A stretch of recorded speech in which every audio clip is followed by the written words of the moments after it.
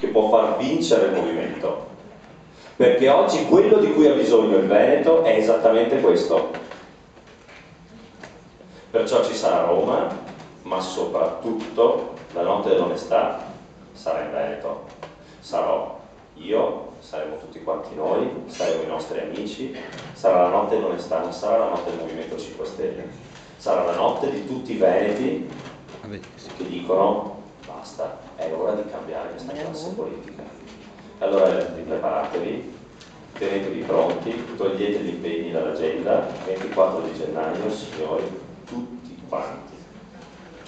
quanti pronti per la prima vera grande chiamata, per iniziare a finire sui telegiornali nazionali, perché sarà il TG1, Canale 5, Sky, non sarà solamente il Mattino di Padova, la Tribuna di Treviso, ma tutta Italia parlerà di noi. Vi assicuro, ne ho già parlato con la Lombardia a Roma, ne ho già parlato con Di Battista, ne ho già parlato con lo staff, sono tutti convintissimi della potenza del nostro messaggio.